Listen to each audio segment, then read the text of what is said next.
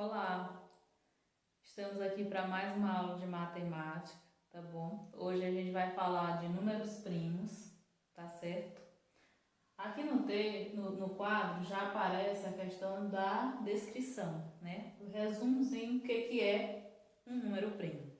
Mas a gente vai lá para o nosso livro, né? Porque lá tem alguns detalhes extras que eu queria que vocês acompanhassem. É lá na página 95, tá bom? Vamos lá. Há um número natural que possui apenas um divisor, que é o número 1, né? Detalhe. Hoje nos números primos, né, a gente vai falar muito dessa questão dos divisores, tá? O que é divisível por 1, o que é divisível por 2, por 3, né? E sucessivamente. Vamos lá. Há números naturais que possuem apenas dois divisores, o 1 e o próprio número, né? Olha um exemplo aí. Há números naturais que possuem mais de dois divisores. Observe que a cada descrição que o livro coloca, ele dá exemplos, tá bom? Isso é interessante para vocês terem essa noção desses divisores. O que são esses divisores que o livro menciona? Aí mais abaixo ele diz assim: todo número natural que possui apenas dois divisores, o 1 e ele próprio, ele é chamado de número primo. Então nós chegamos no nosso ponto principal, né, que é a explicação sobre o que é um número primo. E está aqui: é todo número natural que possui apenas dois divisores, o 1 e ele próprio.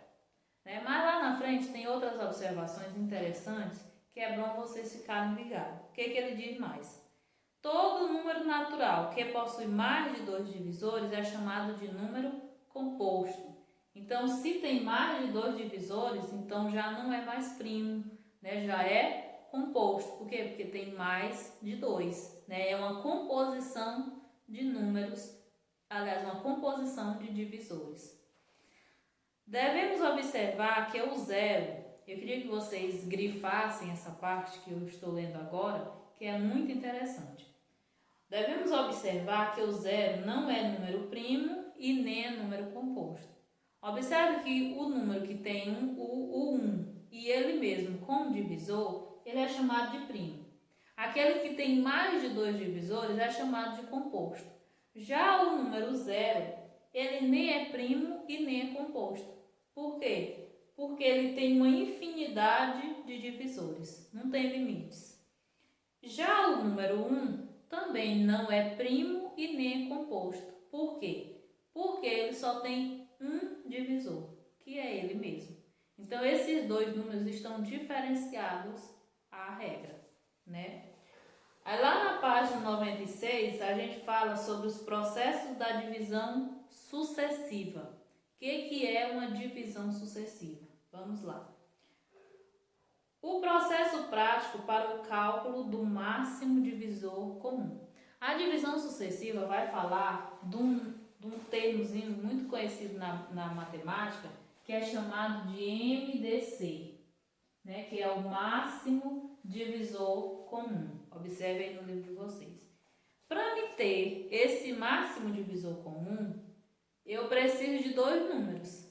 Por quê? O termo comum está se referindo a alguma coisa que existe, que um tem e o outro tem também, que faz parte dos dois.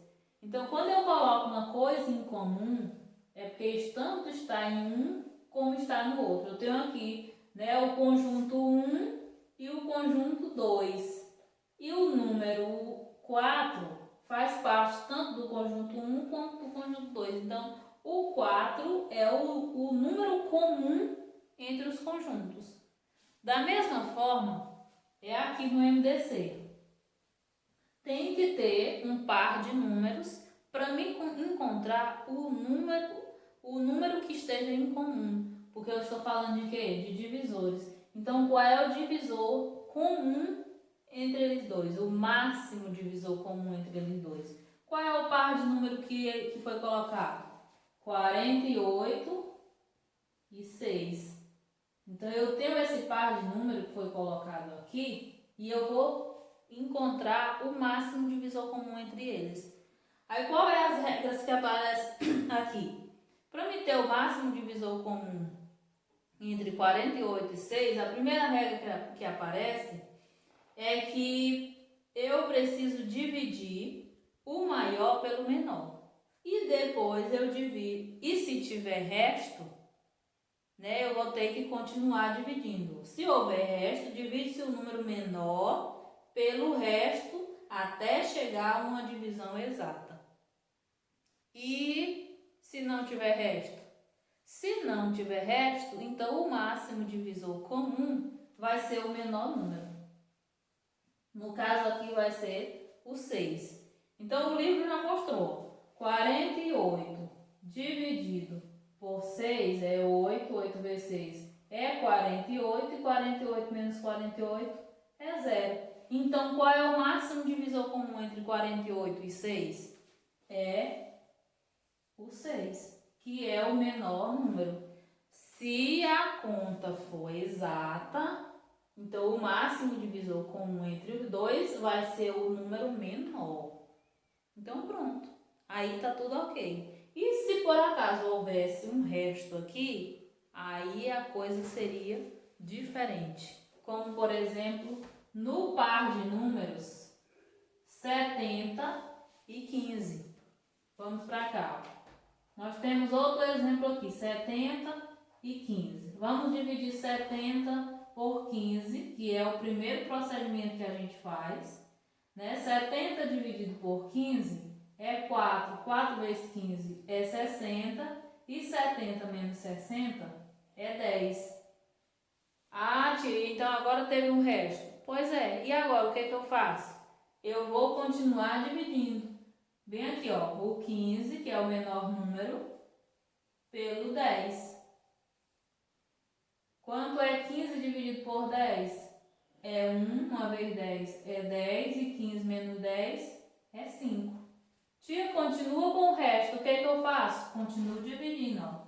Vou dividir o 10 pelo 5. 10 dividido por 5 é 2, 2 vezes 5 é 10, e 10 menos 10 é 0. Então, tia, quem é o divisor, o máximo divisor comum entre 70 e 15? Vai ser, ó, quem? O 5.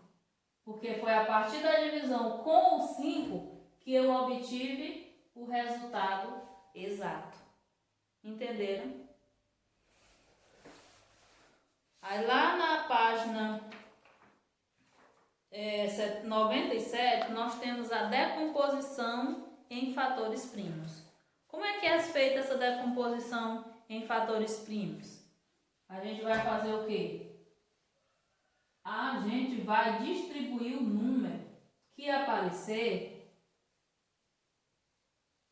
da melhor forma que eu consigo encontrar o mesmo resultado. Por exemplo, eu tenho, o livro apresentou aqui o número 30. Como é que eu faço para me multiplicar números para que eu chegue até o 30? Ah, tia, então quer dizer que decomposição em fatores primos é isso? É. Você é como se você fosse desmanchar o 30. Você fosse desmembrar ele, contanto que ele continuasse com esse resultado, 30. Por exemplo, 3 vezes 10 não é 30? Então já foi um desmanchadozinho ali. 3 vezes 30 é igual a 3 vezes 10. 30 é igual a 3 vezes 2 vezes 3 vezes 5.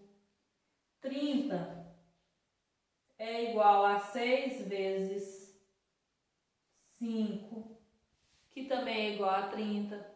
Então, a decomposição é só isso, é você tentar desmanchar o número que está em fatores, em produtos.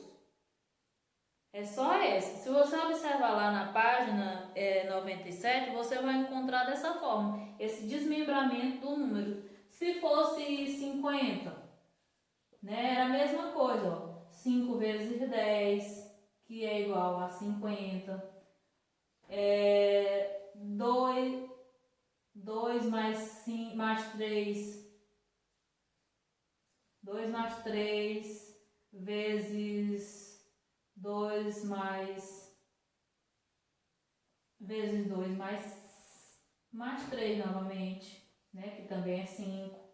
Então, é dessa forma... Não, 2 mais 3 não. É 2 vezes 5, que é 10. Então, é dessa forma que é a decomposição. É você ir desmembrando o número, contanto que o resultado seja sempre o número que está lá.